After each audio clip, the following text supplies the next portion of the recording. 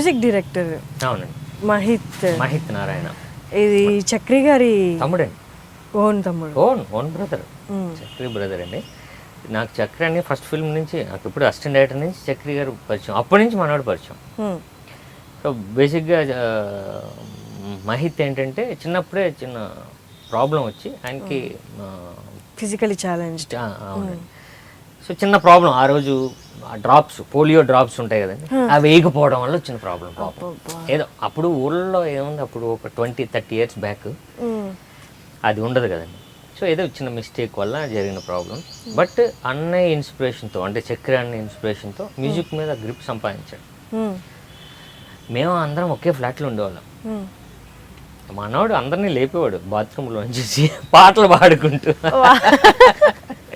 ఇది చంపుతున్నాడు అవా అనుకునేవాడు. నేను గట్టిగా అరిచేవాడిని, ఆపు అని, అప్పుడు ఆపేవాడు. చాలా స్టార్ట్ చేసాడండి. నెమ్మదిగా చక్రి గారి ఇన్ఫ్లుయెన్స్తో మ్యూజిక్ నేర్చుకున్నాడు, ఆ సెన్స్ నేర్చుకున్నాడు, లిరిక్స్ మీద గ్రిప్ సంపాదించాడు, ట్యూన్స్ మీద గ్రిప్. సో అన్నీ రాగాలన్నీ నేర్చుకొని నాకు అప్పుడప్పుడు సాంగ్స్ వినిపిస్తుండేవాడు.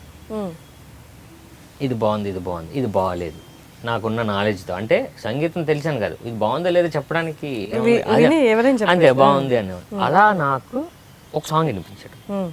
ఆ సాంగ్ ఉంచాను, ఇది ఎవరికి ఇది నా సినిమాలో పెట్టుకుంటా. ఎప్పుడు ఇది జరిగింది? ఇది 3 years పైన.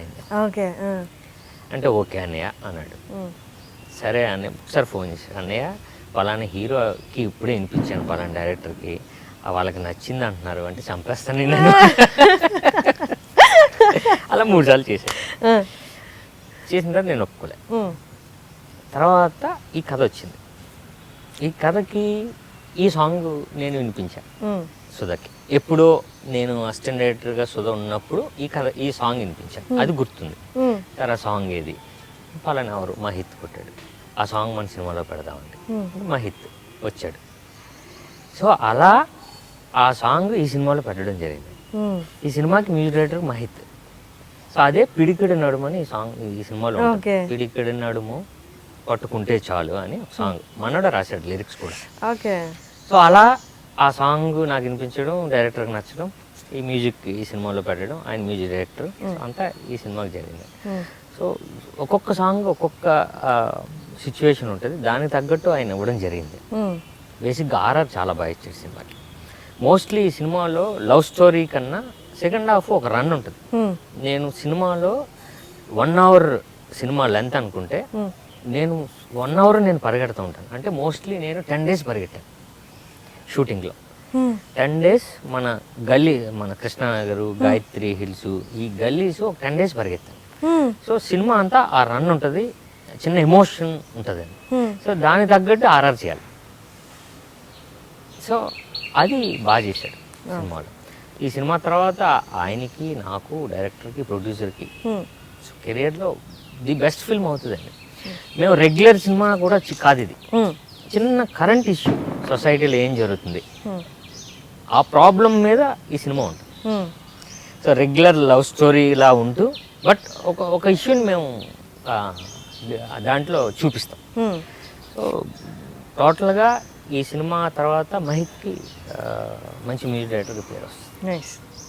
హాయ్, నేను సాయిరామ్ శంకర్. నా సినిమా నేనో రకం March 17th రిలీజ్ అవుతుంది. సో ఆ సినిమా గురించి, నా గురించి, ఇంకా అన్ని విషయాల గురించి అడిగి ఇంటర్వ్యూ చేశారు మన హర్షిని గారు. సో వాచ్ చేయండి. Thank you so much. Hi అండి, ఐ డ్రీమ్ మీడియాకి 700 million వ్యూస్ సో క్రాస్ అయింది. అంటే 700 million అంటే not a joke. So I dreams బాగా పెరిగిపోతుంది. సో ఇలానే బాగా సక్సెస్ అవ్వాలని, ఐ డ్రీమ్స్ ఇంకా మంచి మంచి ఇంటర్వ్యూస్ చేస్తూ మమ్మల్ని అందరినీ మీ మధ్యకి తీసుకురావాలని కోరుకుంటూ థ్యాంక్ యూ సో మచ్.